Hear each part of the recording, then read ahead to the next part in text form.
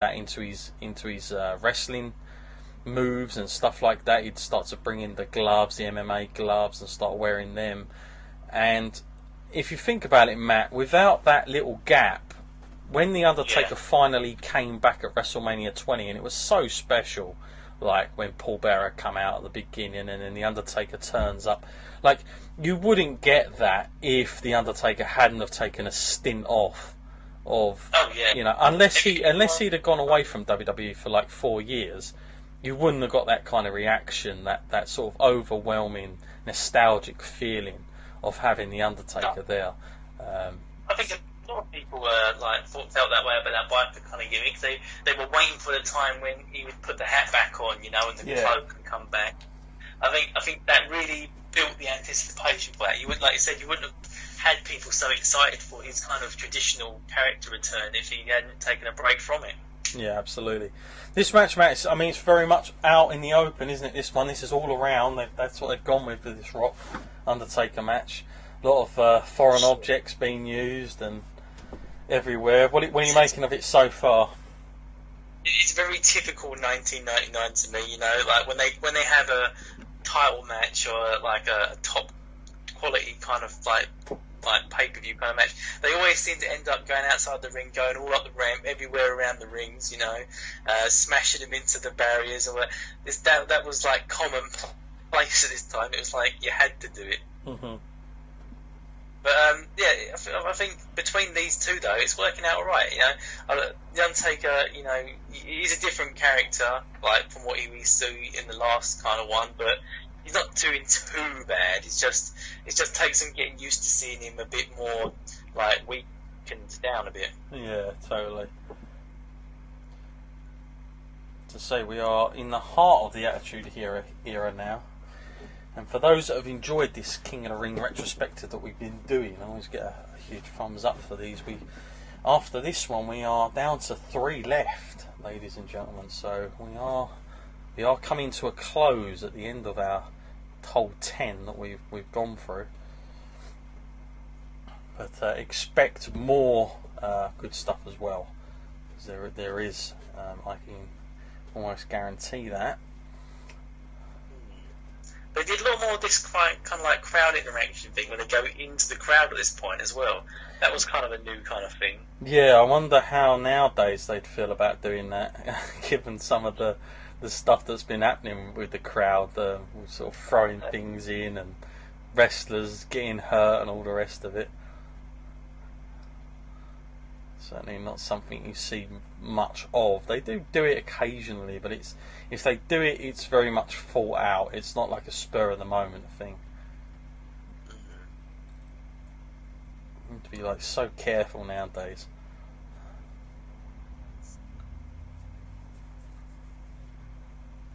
As I say, the Undertaker, he is so much different here, but there's still like a great side to him.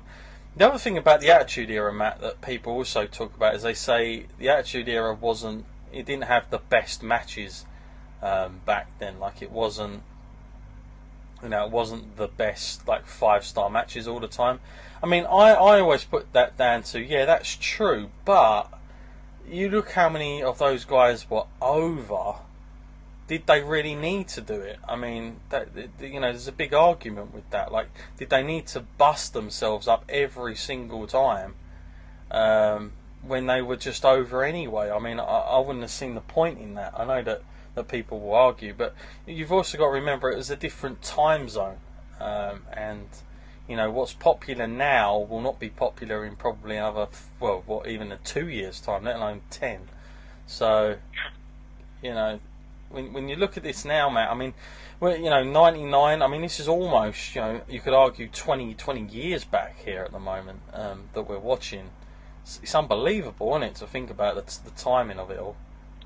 Yeah, especially when you see, like, the Rock and Undertaker, and they're still huge, and like, if they announce themselves at WrestleMania, they're still one of the primary reasons the tickets get sold. Oh, yeah, these two are the top, probably in the top 4 of most over guys today, which isn't that a sign, Matt, that we're not making enough stars now? Definitely. And by the way, they're both very much, very part-timers into this. But then, hey, so are a lot of these other guys that come in, like Brock Lesnar.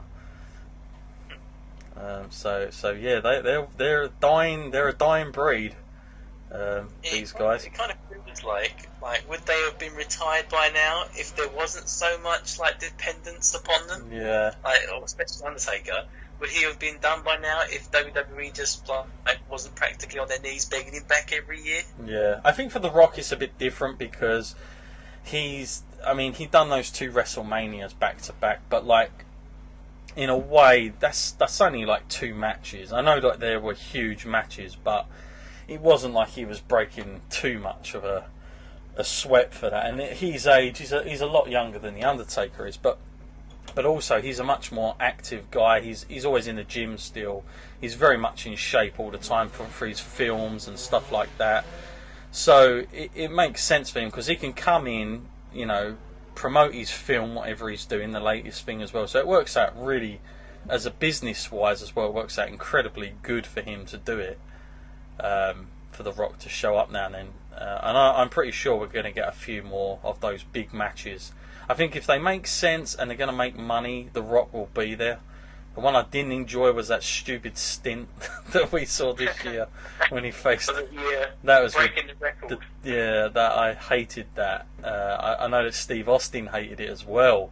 It was amazing to see him just come out and shoot about it, saying that he thought it was the most pathetic thing he'd seen, and he felt so sorry for Eric at the time. It was just like, that just didn't do anybody any favours. But yeah, I'd rather see him in a proper match, or just do something on the mic at least. I guess it's worth pointing out as well, Matt, that at this time WCW was feeling the heat from WWE at the time, and they were becoming exhausted of what to try on their side of things. WWF was very much at this point, running the show. I tell you what though, Matt, I've got to say this referee shenanigans has got a bit ridiculous on this night. Overall, that is the main negative I can say about this. Like, what is going on with these referees? And come on, how many times? I mean, it's rare enough to see it one time in a night. It's happened like about 4 or 5 times. Yeah, nobody wants to see the same thing over and over again.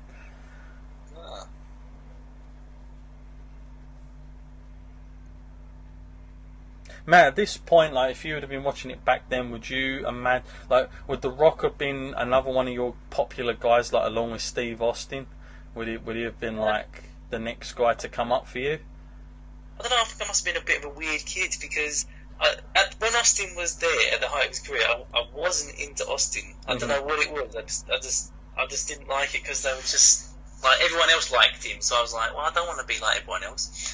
And with The Rock, I kind of liked him a little bit more, but I still wasn't that into him. I think it's just everyone they put Austin and The Rock up against were the guys that I did like. Like they always used Triple H heavily in this time, so I was like, whoever he was fighting, I was on his side, But I think also I wasn't that big a fan of this character of the Undertaker, but I think I would have been rooting for the Undertaker based on like who he was like a year or two ago. Yeah. Even more shenanigans going on there.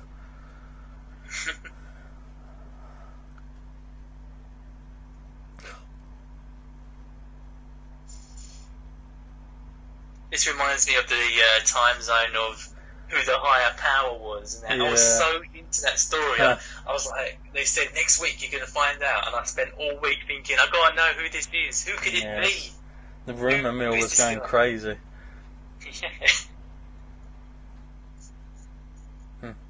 So well thought out as well.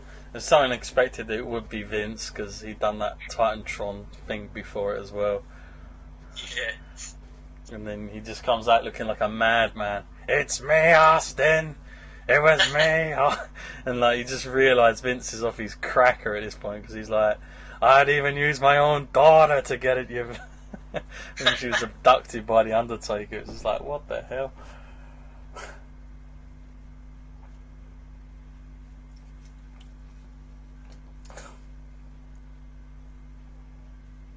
So Matt, as a title match that we're watching here, it's probably one of the more important matches I've seen of these King of the Rings between these two guys. Would you not say? I mean, of what we've seen, Yeah.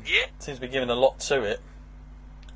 Yeah, I mean, they're giving it the time, but to me it feels a little bit drawn out. You know, they had quite a few high spots early on, you know, like weapons and stuff being used and that, and I'm thinking, well, the crowd probably are into it because of the names, but had it been two other people, I'm not sure they would have been buying into it at this point. Oh, you kidding? The referee's gone down again. Yeah. I knew it would happen. I knew it would happen. We called it. I can't handle it.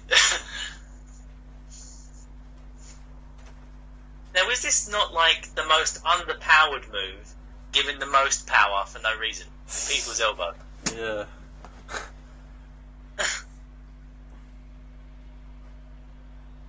I mean, I wouldn't like The Rock to drop an elbow on me, but I would like to think Undertaker, you know, a 300-pound man, could withstand that.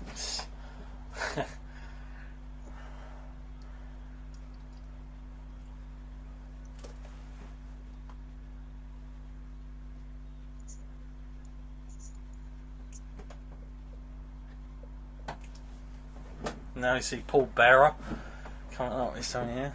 God. I think I can remember too many times they've used that kind of foreign object. Yeah, that's a new one. I gotta say, I do not remember this match in the slightest.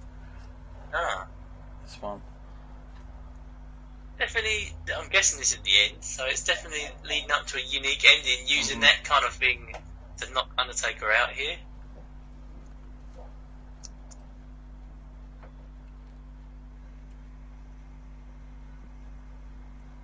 Another Willie, you know.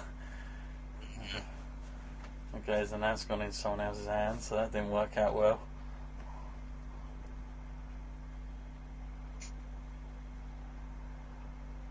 I think the referee's been a theme so far tonight, and the interruptions and stuff.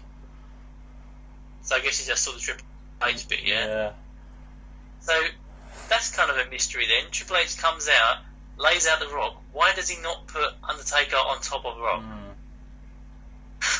That makes sense. Yeah, unless this is the time where they were like there was an inner feud going on between those two guys, where he wanted to be the main guy. I don't know.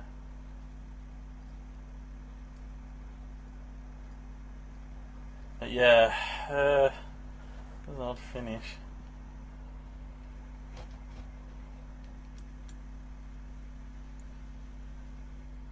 God, I can't really remember the last time I've seen a victory. I don't think unless I probably saw it at the time, but I wouldn't have seen a victory where someone was going to win by a double count. So I was almost believing it was going to happen then. Yeah.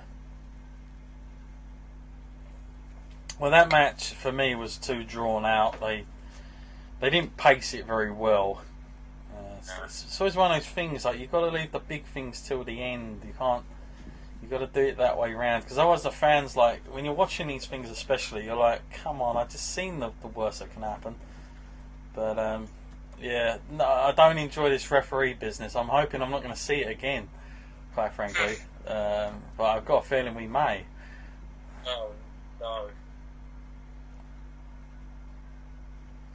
We've got some replays coming up here then. I think there's been some sort of involvement of outside interference in every match. Yeah. Yeah, you might be right.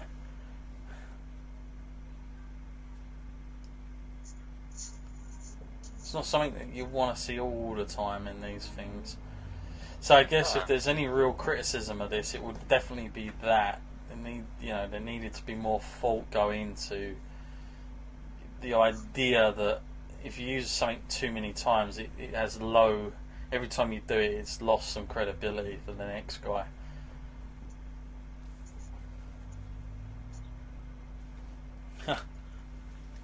Now we've got backstage action going on here, Matt. I don't know if you're up to that point. Yeah. It's all breaking down.